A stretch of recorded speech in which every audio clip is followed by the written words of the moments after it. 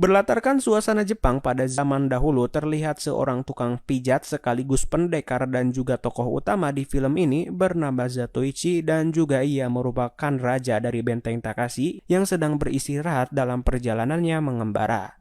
Kemudian datanglah segerombolan gangster di wilayah itu hendak mendatanginya. Gangster itu pun menyuruh anak kecil untuk membawa katana yang Zatoichi bawa. Setelah mendapatkan katana itu, mereka berdua pun mengolok-olok Zatoichi. Namun betapa edannya Zatoichi yang membantai kedua orang itu dengan ciri khas teknik samurai yang sangat cepat.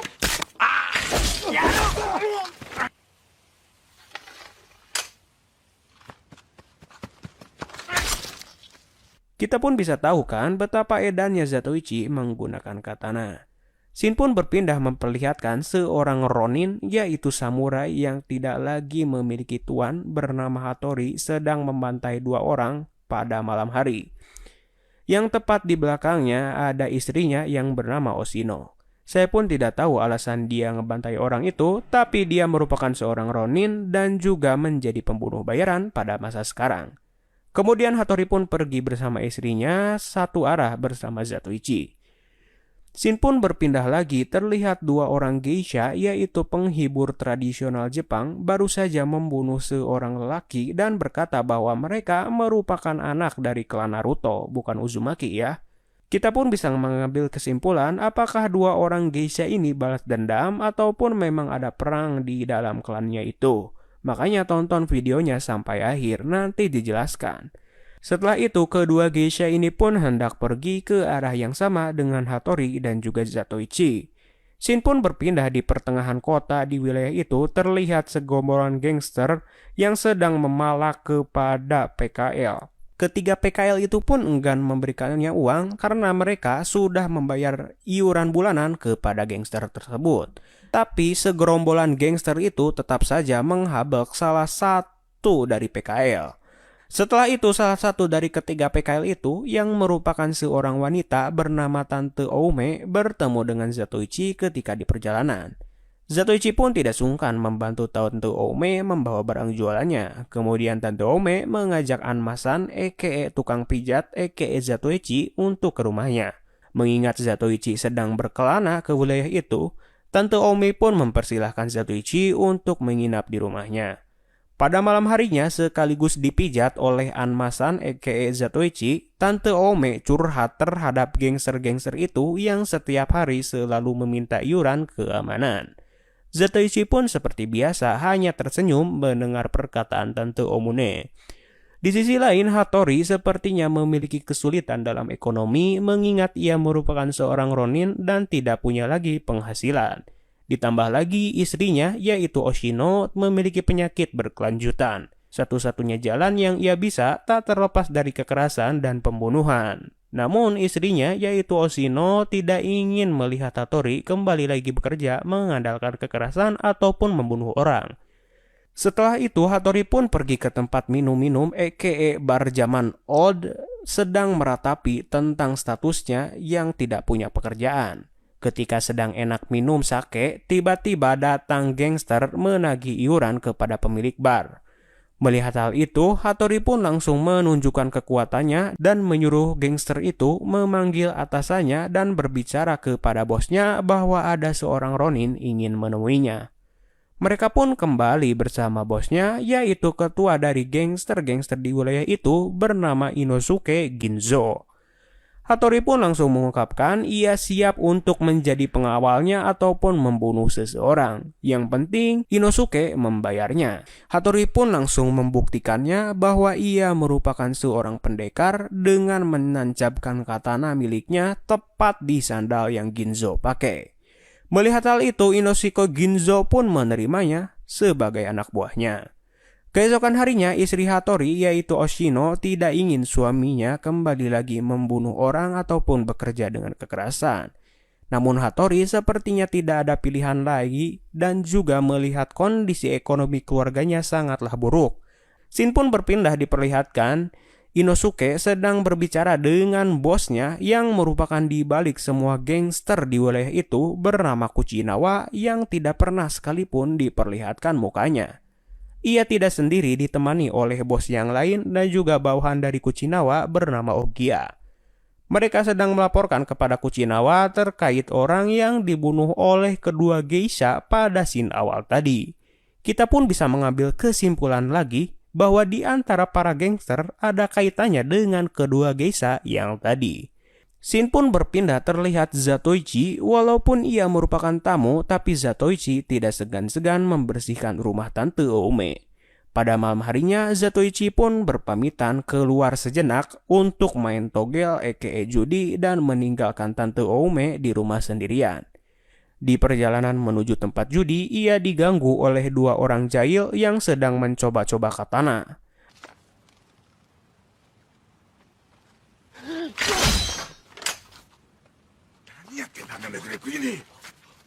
Sesampainya di tempat judi, kita pun bisa melihat bahwa Zatoichi walaupun buta tapi sangat pandai sekali menebak setiap dadu yang keluar. Melihat tempat judi itu, kita pun bisa mengambil kesimpulan bahwa tempat judi itu merupakan wilayah kekuasaan dari Kuchinawa dan kawan-kawan. Selepas judi, ia pun pergi ke bar zaman old dan bertemu dengan Hattori yang tepat di depannya. Kemudian datanglah kakek-kakek yang hendak memberikan sake. Karena penasaran, kakek-kakek itu pun membuka katana yang Zatoichi bara dan berpikir bahwa itu merupakan sebuah tongkat. Spontan katana itu pun keluar dari penutupnya. Melihat hal itu, Hattori pun hampir buk-buk dengan Zatoichi.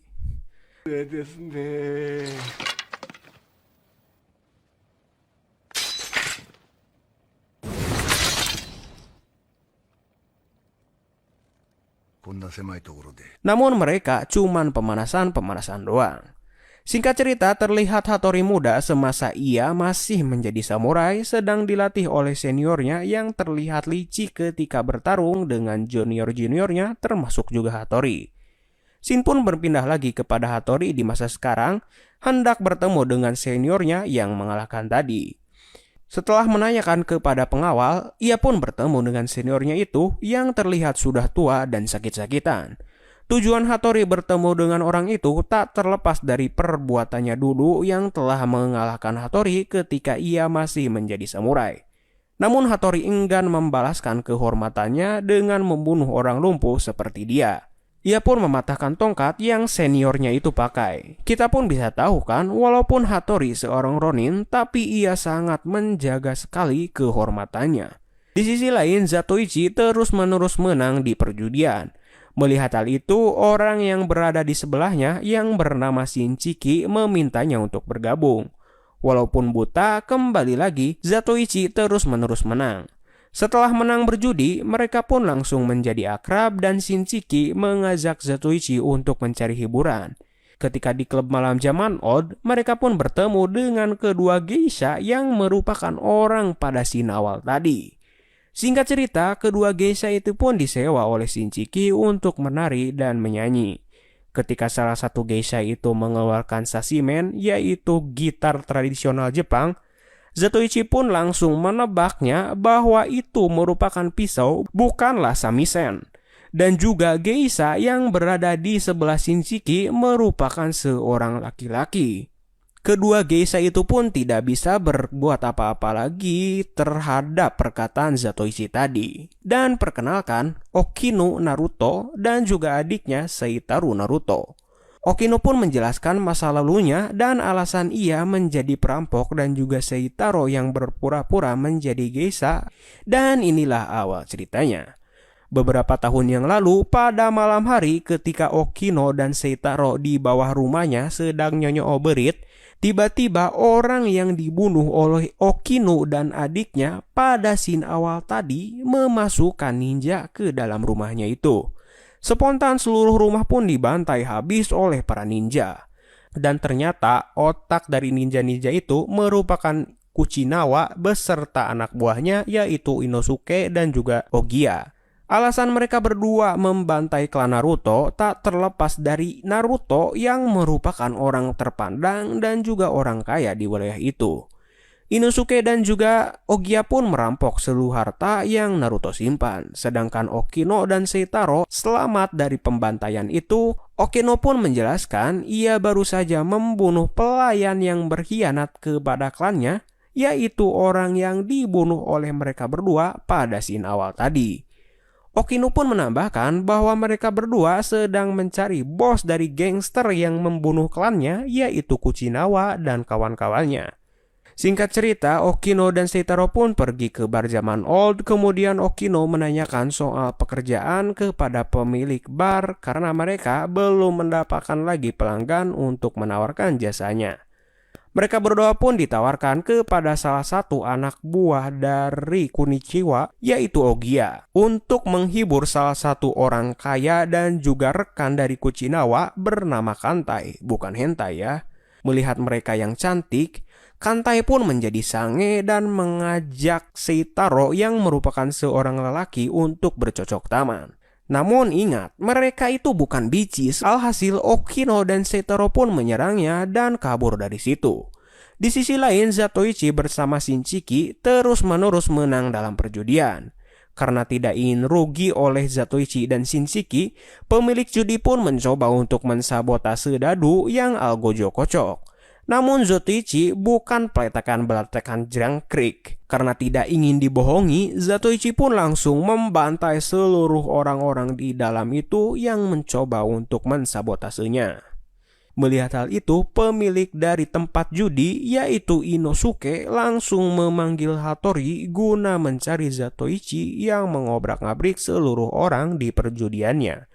Mereka pun menjadi buronan anak buah dari Inosuke sama halnya dengan Okino dan juga Seitaro.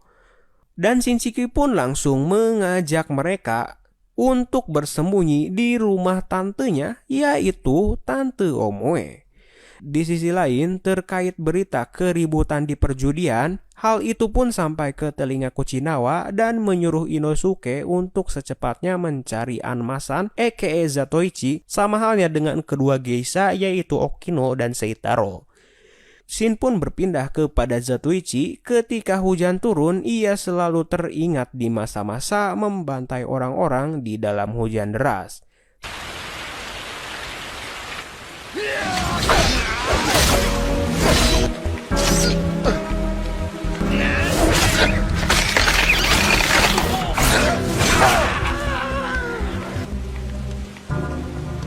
Sama halnya dengan Okino yang selalu teringat masa-masa remajanya menjadi seorang gelandangan selepas klannya yang dibantai oleh perampok Inosuke dan Ogiya. Dan juga awal mula Seitaro menjadi geisha tak terlepas dari keterpaksaan ekonomi yang membuat Seitaro menjadi seorang penghibur wanita. Singkat cerita, terlihat Hattori membantai geng saingan dari Kuchinawa bernama geng Funahachis. Kita pun bisa melihat bahwa Hattori bukanlah kaleng-kaleng, tapi ia merupakan baja. Walaupun ia seorang diri, ia pun membabat habis seluruh anak buah Funahachis.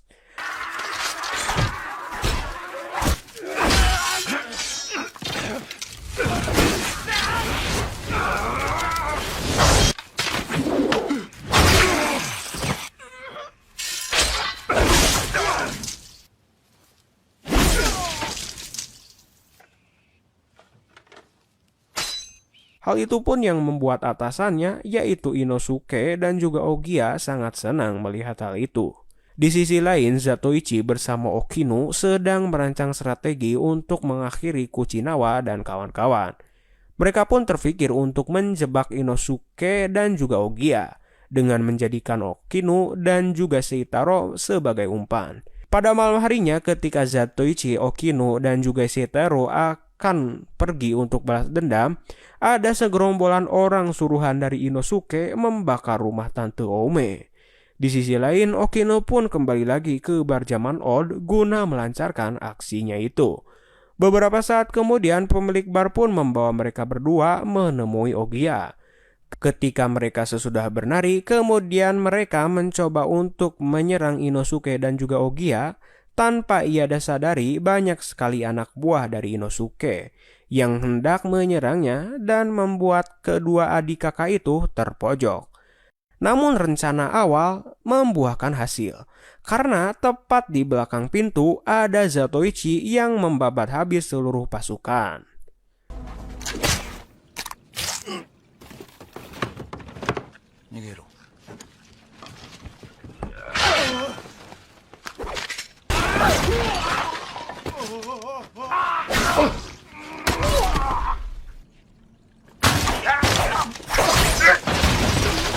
Sama halnya dengan Ogiya yang mati di tangan Zatoichi. Namun betapa pengecutnya Inosuke yang kabur dari amukan Zatoichi.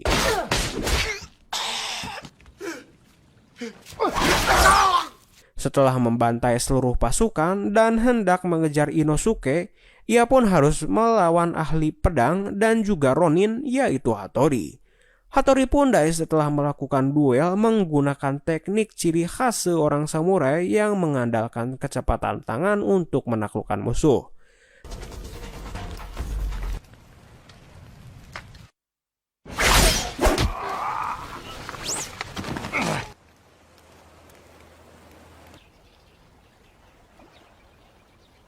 Sama halnya dengan istri Hattori, yaitu Oshino, yang sudah tidak kuat lagi menghadapi keadaan dan memutuskan untuk melakukan Seifuku. Keesokan harinya, Zatoichi pun mengobati lukanya di rumah Shinjiki. Sedangkan Shinjiki sendiri sudah kembali lagi tersenyum. Tak terlepas dari Zatoichi yang membantai para gangster dan juga rumah tantenya yang terbakar sudah mulai dibangun kembali. Pada malam harinya, Zatoichi pun kembali lagi harus mengeluarkan katananya karena ada ninja menyerangnya. Zatoichi pun langsung menemukan tempat persembunyian Kuchinawa yang keberadaannya selalu misterius. Dan ia dihadang oleh pemilik bar zaman old yang merupakan anak buah Kuchinawa. Dan betapa kagetnya Aing mengetahui bahwa Zatoichi tidaklah buta, tapi ia lebih memilih untuk menggunakan indera pendengaran dan juga penciuman untuk menjalani kehidupan. Pemilik bar Pundai setelah Zatoichi tebas dengan katananya. Kemudian ia pun bertemu bos gangster yang sangat ditakuti di wilayah itu, yaitu Kuchinawa, yang merupakan kakek-kakek pelayan dari pemilik bar zaman old. Dan juga kakek-kakek ini alias Kuchinawa pernah memegang katana milik Zatoichi pada scene pertengahan tadi. Kuchinawa no kashira da to nande wakatta? Temei ga ichiban no akutou da na. Sa. Dare ga korosu kai? Issou megurade kurasei. Karma loh, karma, anjrit. Film pun diakhiri dengan seluruh kru dan pemain berjoget-joget bersama. Film yang sangat kurang gitu loh. Overall film ini banyak sekali scene yang mudah tertebak, namun segi alur cerita dan suasana gue sangat suka sekali. Terima kasih sudah menonton film ini. Jangan lupa juga subscribe, gak subscribe juga apa-apa. Ya kalian mau komen apa juga silahkan di bawah, silahkan. See you next time.